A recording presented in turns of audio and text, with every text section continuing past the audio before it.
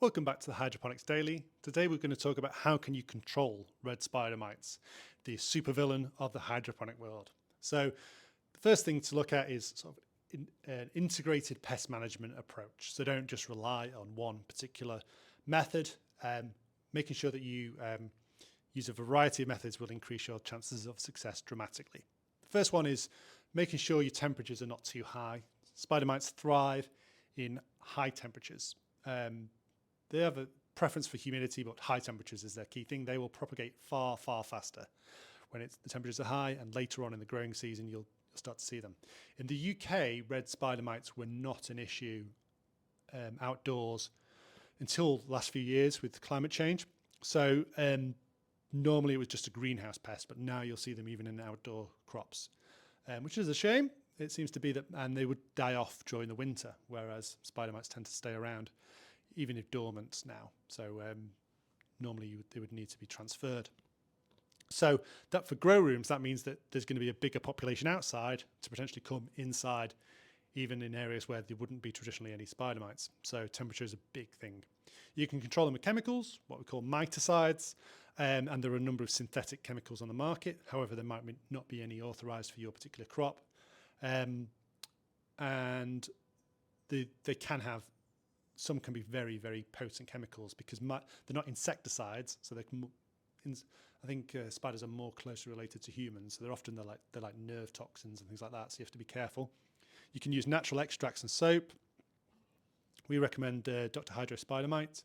It's a very pungent natural extract product and has good effect if used as an integrated pest management. Biological control, you can buy lots of predatory mites. So you can buy mites that eat your mites. You can buy other types of insects, predatory mites are not insects, but you can buy insects that will eat your spider mites with various degrees of success.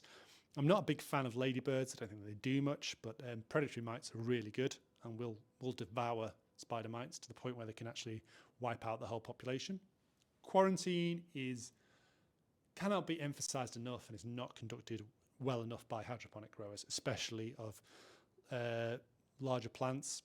Quarantine is essential. Keep your plants that you're bringing in, your cuttings, away from the plants you've got in your grow room already. Even if you're setting up a new grow, keep them quarantined away from where you're going to put them, because there will be spider mites and even more so for thrips, which can live as pupa in the soil, or actually they lay their eggs inside the leaf. So quarantine is essential for them. At least with spider mites, you can sort of inspect them to check there's no spider mites and no eggs on the surface or the lower surface of the leaf.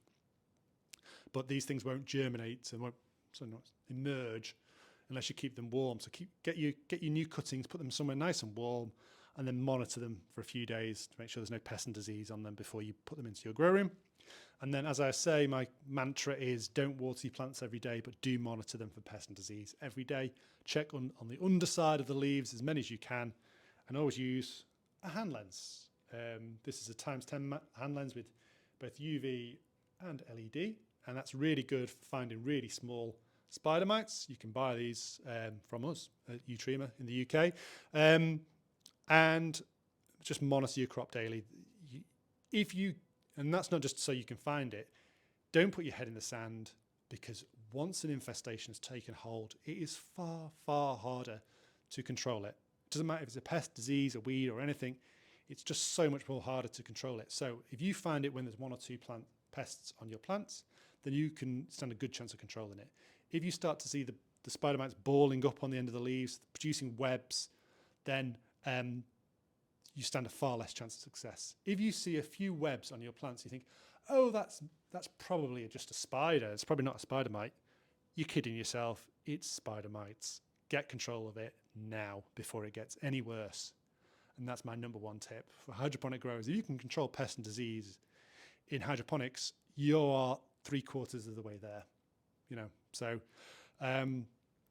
get control of red spider mites or spider mites, 2-spotted spider mites, and you're on to a winner. That's been Hydroponic Daily for today.